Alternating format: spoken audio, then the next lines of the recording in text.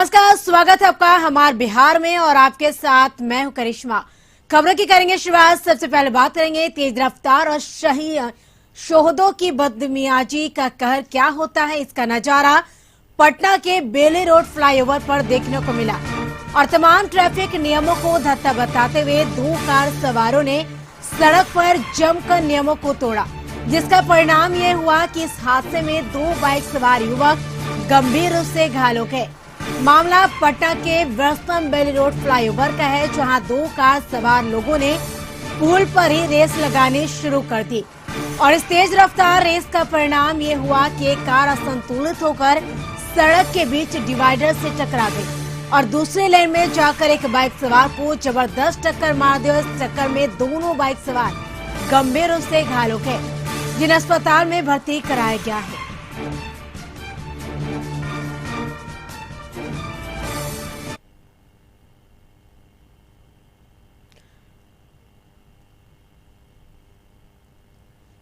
अधिक जानकारी के लिए पटना से हमारे संवाददाता मरगूब आलम जुड़ चुके हैं हमारे साथ फोन लाइन पे। मरगूब, जिस तरह से एक तेज रफ्तार का कहर देखने को मिल रहा है पटना के, अगर बेली रोड की बात की जाए, फिलहाल क्या हालत वहां पर देखने को मिली, किस तरह की स्थिति बनी रही? देखिए, फ्लाईओवर लोगों की सुविधा के लिए बनाया जाता है और जिस स्थान पर यह फ्लाईओवर बना है वहाँ स्थिति बहुत खराब थी पूर्व में, लेकिन जिस तरीके से लोग उसका दुरुपयोग कर रहे हैं, लगातार कह सकते हैं कि आज ये लगभग 130 की स्पीड में दोनों गाड़ियां थी और रेसिंग चल रहा था। कोई देखने वाला नहीं था, ना तो कोई ट्रैफिक पुलिस थी, ना पुलिस थी। और उसके बाद डिवाइडर से टकराने के बाद एक गाड़ी दूसरे लेन में गई। अब आप समझिए क्या हालत होगी। वहां जाने के बाद दोनों बाइक सवार को उसने टक्कर मारा, एक की मौत हो गई है, एक की भी हालत बहुत गंभीर है, उसके ब्रेन में चोट है और फिलहाल उसके बाद पूरे कह सकते हैं कि फ्लाईओवर पर जाम लग गया। उसके बाद लोग दौड़े, किसी तरीके से लोगों को निकाला गया, अंदर से खींच करके उन्हें तत्काल पुलिस को इन्फॉर्म किया गया, पुलिस ने तत्काल भर्ती कराया है।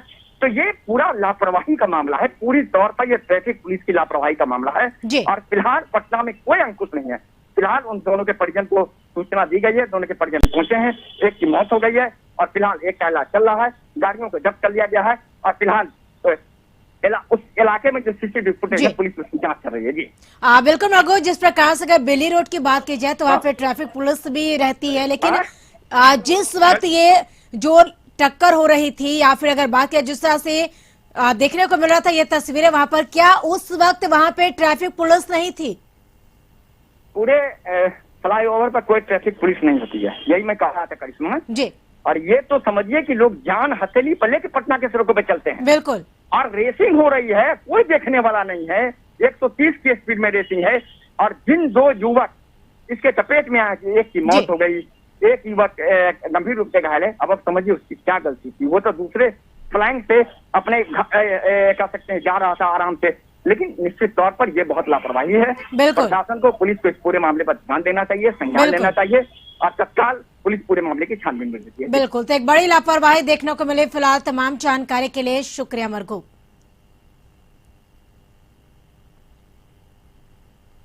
तो खबरों में आगे बढ़ेंगे। जातीय जनगणना पर जारी सियासत के बीच पीएम मोदी ने मुख्यमंत्री नीतीश कुमार को मिलने का समय दे दिया और आगामी 23 अगस्त को एक प्रतिनिधिमंडल प्रधानमंत्री से मुलाकात करेगा और इस प्रतिनिधिमंडल में सीएम नीतीश के अलावा विपक्ष के भी कई नेता मौजूद रहेंगे।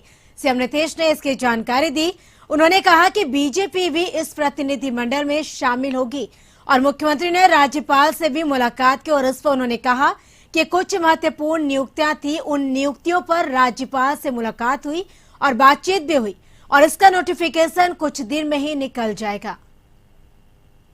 कौन जा रहा है, डेलीगेशन कब जा रहे हैं बता दो। बताइए, जब उधर से आ रहे थे तो हमसे वहाँ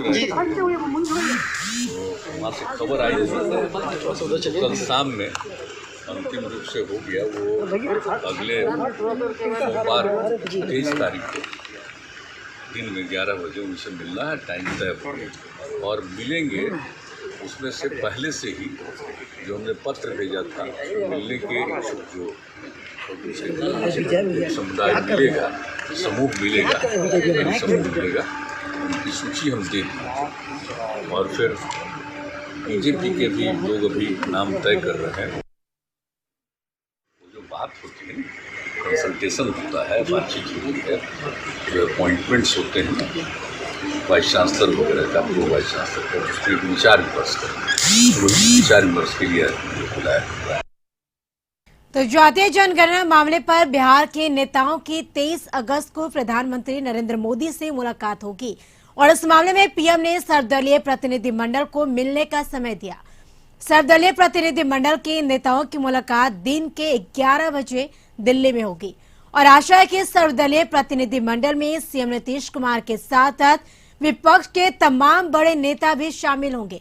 और इस मामले में आरजेडी नेता तेजस्वी यादव ने कहा कि 23 अगस्त को उनकी मुलाकात प्रधानमंत्री से होगी। तेजस्वी यादव ने कहा कि जातीय जनगणना की उनकी मांग काफी पुरानी है और इसे लेकर विधानसभा पे प्रस्ताव भी जो पास कर केंद्र सरकार को भेजा जा चुका है।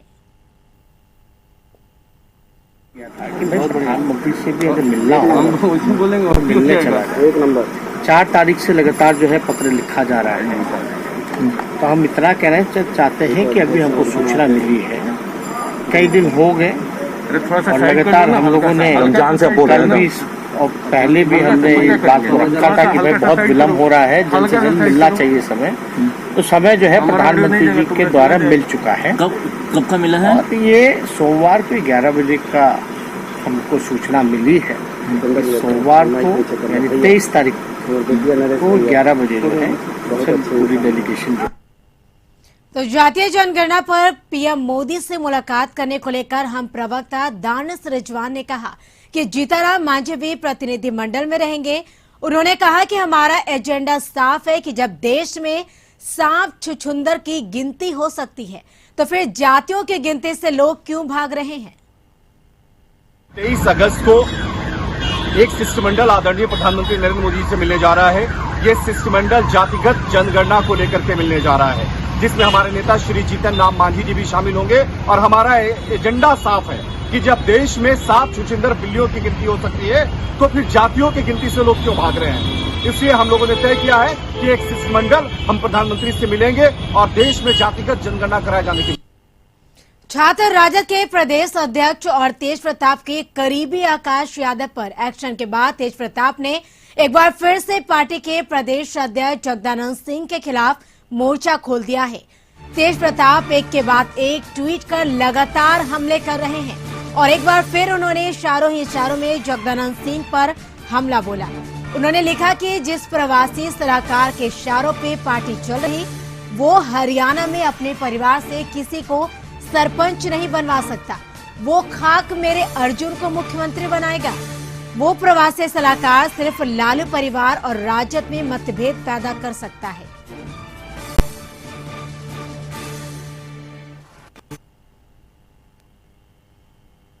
तो वहीं दूसरी तरफ जगदानंद सिंह ने कहा कि वो सिर्फ लालू प्रसाद के प्रति जवाबदेह हैं, पार्टी से बड़ा कोई नहीं है। बाकी सर्वोच्च और पार्टी में निश्चित तौर पर जो संविधान है उसी के अनुसार काम चलता है। Pratap, I'm not accountable to Tej Pratap. I'm accountable to Lalu Prasad. He is my president. बात का ख्याल करो। तेज प्रताप आपको चाय पिलाता होगा, खिलाता पिलाता होगा, आप सवाल पर सवाल किए जा रहे हो। हो लीजिए। हमारे 75 एक माननीय सदस्यों में वो भी माननीय सदस्य हैं, मैं मानता हूँ। लेकिन इसके बाद क्या है पार्टी में हमारे कौन नहीं गलत मत बोलिए। मैं कह रहा हूँ मेरे माननीय सदस्य हैं, लेकिन पार्टी के ऑर्गेनाइजेशन में। आरजेडी में तेज प्रताप और जगदानंद के बीच जारी सियासी घमासान पर तेजस्वी यादव ने प्रतिक्रिया दी है, जिसमें उन्होंने कहा है कि किसी को कुछ करने की जरूरत नहीं है, मैं सब कुछ ठीक कर दूंगा। राज लग रहे हैं। आप लोगों का सवाल जो है उससे हम इतना ही कहना चाहेंगे कि सब कुछ हम हैं तो ठीक कर लेंगे। चिंता काहे ना आप लोग कर रहे हैं इतना, जब हम चिंतित ही नहीं है। जब हम हैं राष्ट्रीय अध्यक्ष हैं सब कुछ ठीक हो जाएगा। जेडीयू ये जानना चाह रहा है कि ये प्रवास कौन जानना चाह रहा है नहीं जानना चाह रहा, जदयू को तो भाई जनता बाढ़ में त्राहिमाम कर रही है, वहाँ ध्यान।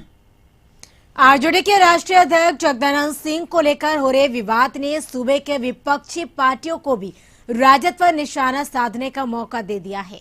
राज्य सरकार में गन्ना मंत्री प्रमोद कुमार ने इसी मामले पर आरजेडी पर तंज कसा है और कहा है कि लालू प्रसाद के परिवार में अब बंटवारे का समय आ चुका है। उन्होंने कहा कि जगदानंद सिंह को तेज प्रताप यादव की बातों से ठेस पहुंचा है, इसलिए वो तेज प्रताप के खिलाफ बयान दे रहे हैं। हालांकि इस दौरान प्रमोद कुमार ने तेज प्रताप को बीजेपी में आने का ऑफर भी दे दिया है।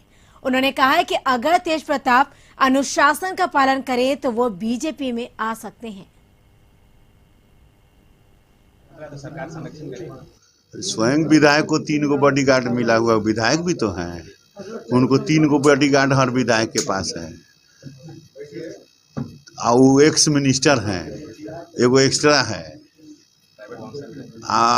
प्राइवेट के साथ घूमबे करते हैं, तो उनको खतरा कहाँ से। अध्यक्ष बोलते हैं, अभी तो ठीक है बोले हैं, ये प्रदेश अध्यक्ष बुजुर्ग आदमी है, पुराने नेता हैं, कहीं ना कहीं उनको ठेस पहुंचाए तो हम बात को बोलते हैं।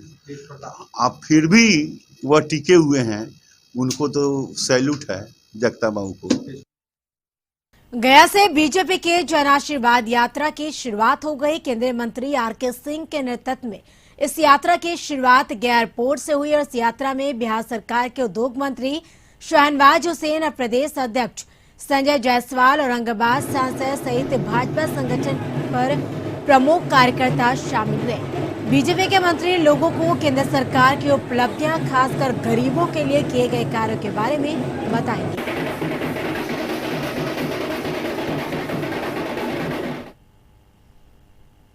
अपने बिहार दौरे के दौरान शेखपुरा पहुंचे केंद्रीय इस्पात मंत्री ने कहा कि उनकी कोशिश होगी कि जल्द ही राज्य में इस्पात कारखाने का निर्माण हो। उन्होंने कहा कि राज्य में एक भी इस्पात कारखाना नहीं है। केंद्रीय इस्पात मंत्री ने कहा कि कारखाने के निर्माण से सूबे के बेरोजगारों को रोजगार मिल सकेगा। वहीं जेडीयू में फूट की बात पर बोलते हुए उन्होंने कहा कि पार्टी में किसी तरह की फूट नहीं है और मुख्यमंत्री नीतीश कुमार जेडीयू के सर्वमान्य नेता हैं। इससे पहले केंद्रीय मंत्री के शेखपुरा पहुंचने पर जेडीयू कार्यकर्ताओं ने उनका जोरदार स्वागत किया।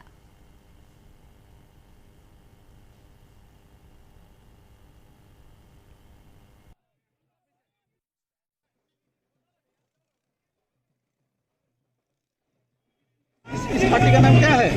जनता दल यूनाइटेड, जनता दल यू एकीकृत। यहाँ कोई कुछ नहीं है यार, यहाँ एक नेता नीतीश बाबू नेता, सब हम लोगों के सहयोग। निश्चित रूप से जो कि हमारा बिहार एक पिछड़ा हुआ प्रदेश रहा है, पहले हमारे नेता ने काम किया, यहाँ बहुत जरूरी है। जो हमारा जो इस प्रकार का जो उद्योग वगैरह लगना, तो निश्चित रूप से हम लोग का प्रयास रहेगा कि ज़्यादा से ज़्यादा लोगों को, यहाँ के लोगों को रोजगार मिल सके। सरकार की योजनाओं की जमीनी हकीकत जानने के लिए जेडीयू संसदीय बोर्ड के अध्यक्ष उपेंद्र कुशवाहा औरंगाबाद पहुंचे, जहां उन्होंने कहा कि महिलाओं और गरीब तबके के लोगों के लिए लागू की गई योजना का लाभ मिल रहा है या नहीं, उसकी जानकारी डोर टू डोर जाकर प्राप्त की जा रही। शिक्षा की गुणवत्ता के सवाल पर कुशवाहा ने बताया कि बिहार के स्कूलों से जो मिड डे मील चलाई जा रही, उससे शिक्षकों को मुक्त किया जाएगा ताकि शिक्षक अपना सारा ध्यान बच्चों की पढ़ाई पर दे सके। और इतना ही नहीं, विद्यालय में बच्चों को गुणवत्तापूर्ण शिक्षा प्राप्त हो, इसके लिए हेडमास्टर की बहाली बीपीएससी के द्वारा कराई जाएगी और इसके लिए सरकार ने अलग कैडर बनाने का निश्चय किया है। हेडमास्टर जो स्कूल में होंगे उनकी बहाली अब बीपीएससी के द्वारा होगी। उनका अलग से कैडर बिहार की सरकार बना रही है हेडमास्टर के लिए। तो इस रूप में जब हेडमास्टर साहब की बहाली होगी तो शिक्षा की गुणवत्ता बहुत ही बेहतर हो जाएगी। साथ ही एक और निर्णय जिसकी हम चर्चा करना चाहेंगे, मिड डे मील में टीचर का इन्वॉल्वमेंट न हो, इस बात को ध्यान में रखते हुए बिहार की सरकार ने भारत सरकार के सामने प्रस्ताव दिया और भारत की सरकार ने उसको स्वीकार भी कर लिया है। अभी पायलट रूप में कुछ जिला में मिड डे मील का काम स्वतंत्र एजेंसी के जिम्मे सौंपा जा रहा है। मास्टर साहब को बिल्कुल उस काम से मुक्त किया जा रहा है। फिलहाल यहाँ वक्त हो चला एक छोटे से ब्रेक का। ब्रेक के बाद जल्द होंगे हाजिर। खबरों में आगे बढ़ेंगे। लखीसराय में बाढ़ से बिगड़ते हालात का जायजा लेने जिला प्रशासन की टीम डीएम एसपी के नेतृत्व में टाल इलाके में पहुंची और जिला प्रशासन के साथ एनडीआरएफ की टीम भी मौजूद थी। बता दें कि लखीसराय में गंगा, हरुहर और क्यूल नदी के बढ़ते जलस्तर ने लोगों का जीना मुहाल कर दिया है और जिले का दियारा इलाका हो या फिर टाल का इलाका, हर तरह यानी हर तरफ पानी ही पानी है। इसे क्षतिपूर्ति का मुआयना और लोगों को हो रही परेशानी को जानने और समझने जिला प्रशासन की टीम टाल इलाके के लगभग 1 दर्जन गांव का दौरा किया और लोगों को हर संभव मदद का भरोसा दिया।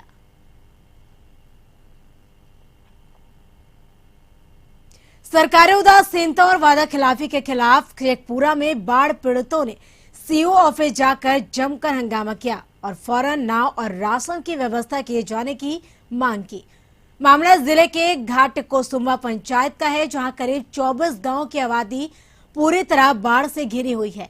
लोग त्राहिमाम कर रहे हैं। सरकार ने कागजों पर इलाके के लोगों के लिए 24 नाव की व्यवस्था भी कर दी गई, लेकिन हकीकत यह है कि धरातल पर एक भी नाव उपलब्ध नहीं है और लोग परेशान हैं और प्रशासन कागजी तौर पर राहत का काम करवाकर निश्चिंत है। प्रशासन के इसी झूठ के खिलाफ लोगों का गुस्सा फूट पड़ा और बाढ़ पीड़ितों ने सीओ ऑफिस पहुंचकर जमकर हंगामा किया और भोजन की व्यवस्था किए जाने की मांग की। ग्रामीणों का आरोप है कि बाढ़ के पानी में सब कुछ डूब जाने के चलते वे लोग भूखे मरने को मजबूर हैं, लेकिन प्रशासन झूठी राहत का दावा कर उन्हें उनके हाल पर छोड़ दिया है। डूबल है, सब कुछ के व्यवस्था नहीं है, खाना पीना रोना सब कुछ की व्यवस्था कुछ नहीं, नाव के भैंस घर दुगर सब कुछ डूब गया। इससे उनको परेशानी होगी, तो इसके लिए 6 उच्च शरण स्थल चिन्हित किए गए हैं। खाने की व्यवस्था भी उसी तरह, जैसे सूखा राहत सामग्री की अगर आवश्यकता होगी तो उसी तरह उनको उसी तरह दिया जाएगा। आवागमन बाधित है, इसके लिए ये आवागमन बाधित है, उसके लिए तत्काल नाव की व्यवस्था की गई। अभी 24 नाव चल रहे हैं। कटिहार के मनिहारी प्रखंड में सिग्नल टोला के पास मनिहारी कटिहार मुख्य रेलवे मार्ग पर गंगा का जलस्तर बढ़ने से रेलवे ट्रैक के ऊपर पानी का बहाव हो रहा है। हालांकि रेलवे द्वारा पानी के बहाव को रोकने के लिए बोरे दिए गए, लेकिन वो भी नाकाफी साबित हुई है। इस ट्रैक पर रेल का परिचालन काफी धीमी गति से हो रहा और साथ ही गंगा की उफनती धारा ने मनिहारी के कई इलाके को अपनी जद में ले लिया है, जिससे लोग काफी दहशत में हैं। लोग रेलवे ट्रैक के नजदीक अपना स्थायी ठिकाना बना लिए हैं और स्थानीय लोग जिला प्रशासन से मदद की गुहार लगा रहे हैं। लोगों में इस बात का भी खौफ है कि अगर बांध टूटती है तो एक बड़ी आबादी को बाढ़ की विभीषिका झेलनी पड़ेगी। फिलहाल लोग स्थानीय प्रशासन से मदद की टकटकी लगाए बैठे हैं। पानी का इतना दबाव है कि पूरा हम लोग घर द्वार छोड़ के रेलवे लाइन के ऊपर में है, लेकिन यहाँ भी रेलवे लाइन के ऊपर से पानी बह रहा है, जो कि जब कब टूट जाएगा कि मनिहारी में हजारों आदमी का घर पूरा विलीन हो जाएगा, फंस सकता है। कोई काम नहीं हो रहा है, कोई कार्रवाई ना कोई देख रेख, कहीं कुछ नहीं हो रहा है। कुछ तो किया गया था। हाँ, कुछ पहले हुआ है, 2 दिन पहले कुछ हुआ है, लेकिन अभी उससे भी स्थिति खराब होते जा रहा है। लेकिन अभी उस पर कोई कार्रवाई ना कोई काम ना कोई देख रेख, कहीं कुछ नहीं हो रहा है। समस्तीपुर में वाया नदी में नाव पलट गई। विद्यापति नगर प्रखंड क्षेत्र की घटना है, जहां एसडीआरएफ की टीम के साथ मौके पर अंचलाधिकारी पहुंचकर नाव सवार 6 लोगों को रेस्क्यू किया। वहीं खड़ा घाट से मऊ दक्षिण पंचायत के वार्ड 13 से मवेशी का चारा लेकर लौट रहे थे नाव सवार, तभी यह हादसा हुआ। घटनास्थल से स्थिति का जायजा लिया कशिश न्यूज संवाददाता मंटून राय ने। इन दिनों गंगा नदी उफान पे है। आप ये देख सकते हैं, अभी हम मौजूद हैं विद्यापति नगर के ठीक जो है विद्यापति वाया नदी है, वहीं पे हम मौजूद हैं। आप मतलब हम तस्वीरें दिखा सकते हैं कि अभी जो है रेस्क्यू जो है, अभी जो नाव जा रही थी, चारे से लदा हुआ नाव जा रही थी, उसी दौरान जो है ये देख सकते हैं नाव जो है, हम आपको एक्सक्लूसिव तस्वीर दिखला रहे हैं। यह नाव जो है इसी वाया नदी में जो है नाव डूब गया और जिससे जो है लोग जो है इस पर सवार थे और जैसे ही सूचना मिली है वहाँ जो है सीओ और जो है उनके एसडीआरएफ की टीम जो है मौके पे रेस्क्यू की है। आप देख सकते हैं, यह तस्वीर हम आपको दिखलाने की कोशिश करेंगे कि जो है देखिए कैसे जो है लोग तुरंत ही आ गए रेस्क्यू के लिए और एसडीआरएफ की टीम भी जो है रेस्क्यू के लिए आए। सूचना मिली कि हम लोग क्षेत्र भ्रमण में थे नदी में ही एसडीआरएफ की टीम के साथ, और सूचना मिली कि से एक जगह नाव जो है सो डूबने वाला है। हम लोग उसी टाइम तत्क्षण आए ये भूसा से लदा हुआ नाव संभवतः पानी से भीग जाने के कारण, भूसा ओवरवेट होने के कारण पानी नीचे दब गया है। किसी भी प्रकार की जान माल की क्षति नहीं है, रेस्क्यू कर लिया गया, कोई दिक्कत नहीं है। SDRF की टीम ने तत्परता दिखाई, हम लोग सही समय पे आके इसको रेस्क्यू कर लिया। देखिए कि जो है यहाँ पे बीच धार है नदी का, हम लोगों से बातचीत करने की कोशिश की है लेकिन नहीं हो पाई है। लेकिन जो सूचना जैसे ही मिला, जिला प्रशासन को CO जो है SDRF की टीम लेकर मौके पे पहुंच गई और सभी लोग जो है अभी सुरक्षित बचा लिए गए हैं। समस्तीपुर से कशिश के लिए मंटून कुमार। नवादा जाने के क्रम में नेता प्रतिपक्ष तेजस्वी यादव बाढ़ की अथमल गोला पहुंचे, जहां राजद कार्यकर्ताओं ने फूल मालाओं के साथ तेजस्वी का भव्य स्वागत किया। नवादा विधायिका विभा देवी द्वारा बाढ़ पीड़ितों के लिए चलाए जा रहे किचन का नेता प्रतिपक्ष तेजस्वी यादव ने निरीक्षण किया और इस दौरान उन्होंने कहा कि यहां से 5000 पीड़ितों को प्रत्येक दिन भोजन कराया जाता है। भोजन पीड़ित के घर तक पहुंचाया जाता है।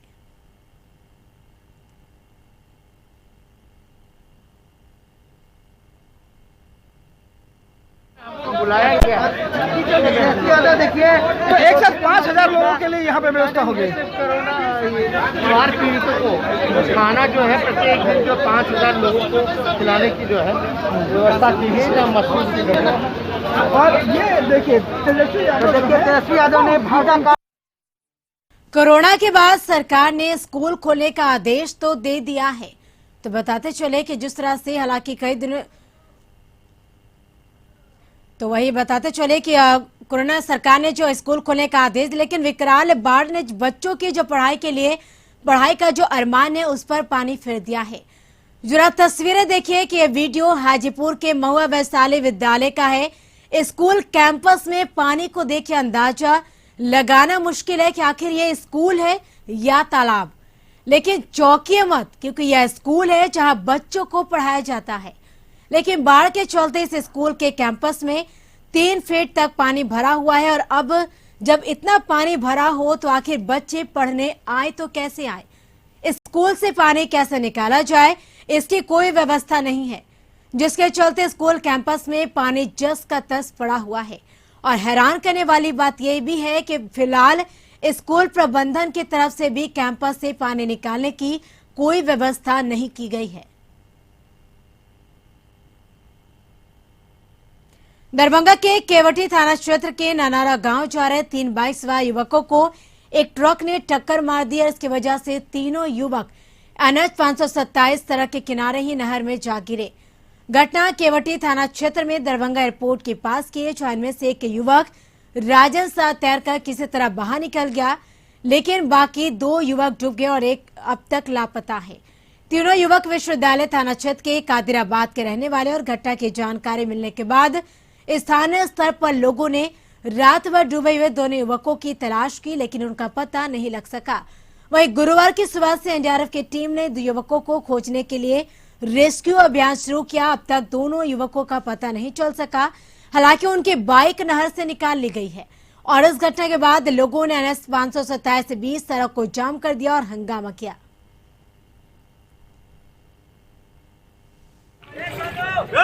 हो गया, हम लोग सब आदमी नदी में चले गए। देखिए हमारा ये पूरा हाथ फटा हुआ है और गोर भी फटा हुआ है, ठीक है। उसके बाद हम जेने तेना निकले। हाँ, उसके बाद हम निकलने के बाद देखे कोई आदमी नहीं नजर आ रहा है, तो हम आदमी से हल्ला किए कि इसमें सब आदमी गया, हम लोग साथे थे, 3 आदमी साथे थे।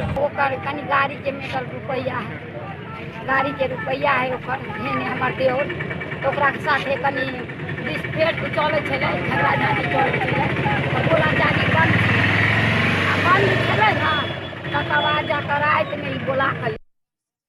2006 से 2015 के बीच नियोजित शिक्षकों के प्रमाण पत्र की जांच को लेकर वेबसाइट पर अपलोड किए जाने के समय सीमा में परिवर्तन करते हुए शिक्षा विभाग ने 23 अगस्त से 31 अगस्त तक समय सीमा बढ़ा दी है। शिक्षकों ने वेबसाइट पर प्रमाण पत्र अपलोड नहीं किया है, वह प्रमाण पत्र अपलोड कर सकते हैं, यह अंतिम अवसर है। शिक्षा विभाग ने इसकी जानकारी दी है।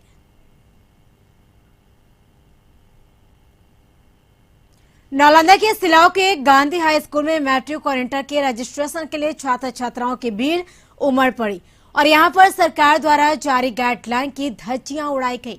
ना तो छात्र छात्राओं के चेहरे पर मास्क दिखाई दिया और ना ही सोशल डिस्टेंसिंग का पालन किया गया। बता दें कि लंबे अंतराल के बाद स्कूल खुले हैं और छात्र छात्राओं का रजिस्ट्रेशन की प्रक्रिया कराई जा रही है, मगर इस दौरान स्कूल प्रशासन द्वारा सरकारी गाइडलाइन का पालन नहीं कराया जा रहा, जिसके कारण यहां पर अफरा तफरी का माहौल है और कोरोना संक्रमण का खतरा भी बढ़ गया है।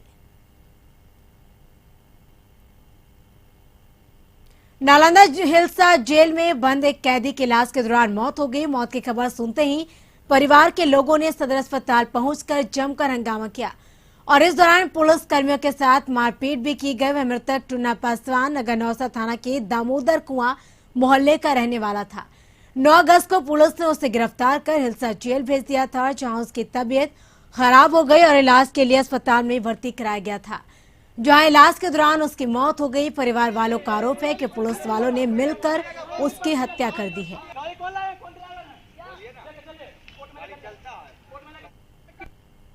व्यक्तिगत या फिर तबीयत खराब है या कुछ है, कुछ भी नहीं बताया गया हम लोग के। एक बार खबर गया कि फला आदमी मर गया, तबीयत पहले सब चीज कोरोना में सब चीज होकर। बेगूसराय में नगर निगम क्षेत्र में 3 सालों से जर्जर सड़क के निर्माण की मांग को लेकर मोहल्ले वासियों ने सड़क जाम कर हंगामा किया। दरअसल शहर के जीडी कॉलेज के निकट बजरंग चौक से लेकर कॉलेज के पश्चिम दक्षिण साइड की रोड 3 साल से जर्जर है। सड़क निर्माण को लेकर टेंडर भी हो चुका है। नगर निगम की उदासीनता के कारण आज तक निर्माण कार्य पूरा नहीं हुआ और हाल के दिनों में बुडको के द्वारा नल जल योजना और सीवरेज योजना के तहत सड़क खोद कर छोड़ दिया गया, जिससे रोज हादसे होते रहते हैं। लोगों ने जल्द से जल्द सड़क निर्माण की मांग की है। आए दिन दुर्घटना घटते रहती है, बच्चे बूढ़े औरत मतलब जवान लड़के तो किसी तरह साइड से पार भी हो जाएं, लेकिन इतनी दुर्घटना में कैजुअलिटी होती है, लोग का हाथ पैर टूटता है। इसका कौन जिम्मेदार है? क्या मरने के बाद सिर्फ मुआवजा देने के लिए है? हाँ, उससे पहले कुछ नहीं। मरने से बचाया जा सकता है कि मरने के बाद ही आप आइएगा फ्रंट पर। कोई ना कोई वार्ड कमिश्नर आ रहे हैं, कोई ना कोई नेता आ रहे हैं, सब कह रहे हैं कि हम आएंगे पॉलिटिकल है। क्या पॉलिटिकल हो जाए? और इसके साथ बिहार की खबरों में फिलहाल इतना ही। एक छोटे से ब्रेक के बाद देखिए झारखंड की खबरें। नमस्कार।